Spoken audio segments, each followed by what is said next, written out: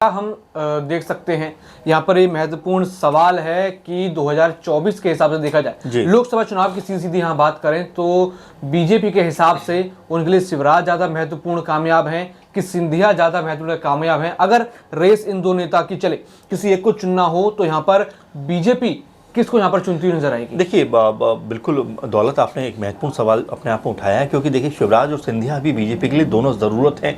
अगर शिवराज के लिहाज से हम बात करें तो अनुभवी नेता है। देखिए 18 साल सीएम रहे हैं, तो अपने आप में ये बताता है किस तरह का उनको अनुभव मध्य प्रदेश की राजनीति का है। और जाहिर बात है कि उनके दम पर बीजेपी 160 से ज़्यादा सीटें मध्य प्रदेश में इस बार लेके आई है, तो ऐसे में उनको एकदम इग्नोर नहीं किया जा सकता। लेकिन सिंधिया भी आने वाला भविष्य है और बीजेपी अच्छे जानती है कि अगर महाराज को केंद्रीय मंत्री भी रह चुके हैं, बिल्कुल, अगर महाराज को हम नाराज करते हैं तो वाकई बीजेपी के लिए मुश्किल हो सकता है। तो दोनों नेताओं की अपनी अपनी अहम, कह सकते हैं महत्वपूर्ण भूमिका है, अहम भूमिका है। ऐसे में बीजेपी को तय करना है किस नेता को किस तरह बढ़ाना है, और देखिए दोनों के बीच तालमेल बना रहे। आप ये भी देखिए दौलत की सिंधिया और शिवराज को बीजेपी ने किस तरह संभाला है कि भाई देखिए हमने ना तो इनको नाराज किया, ना हमने इनको नाराज किया, हमने एक तीसरा विकल्प लाकर आपके सामने रख दिया मोहन यादव के रूप में। अब दोनों आप शांत हो जाइए, जब समय आएगा तो हम चीजों को बढ़ाएंगे। और देखा भी आपने कि शिवराज सिंह चौहान के लिए बीजेपी ने कहा है कि हमने कुछ बड़ा प्लान किया हुआ, लेकिन सिंधिया के बारे में अभी तक ऐसा नहीं बोला है। तो हो सकता है कि बीजेपी अभी खामोश इख्तियार किए हो, जब सही वक्त आए सिंधिया को उठाकर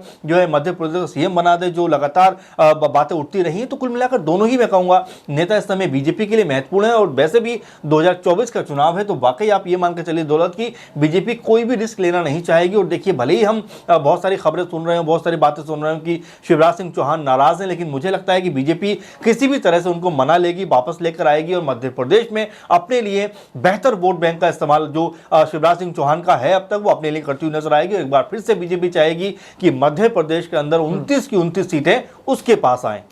तो लगातार भारतीय जनता पार्टी यहां पर 29 की 29 सीटों पर कब्जा जमाना चाहती है, लेकिन यहां पर एक टकरार भी है कि शिवराज के सिंधिया किसका ज्यादा सपोर्ट यहां पर बीजेपी लेगी या किसको यहां पर दरकिनार करेगी, इस बात की भी चर्चा अभी से शुरू होने लगी है।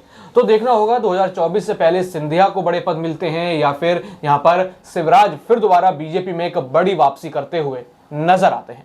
बाकी और भी ऐसी खबरें जानने के लिए देखते रहिए SPN9 न्यूज। धन्यवाद।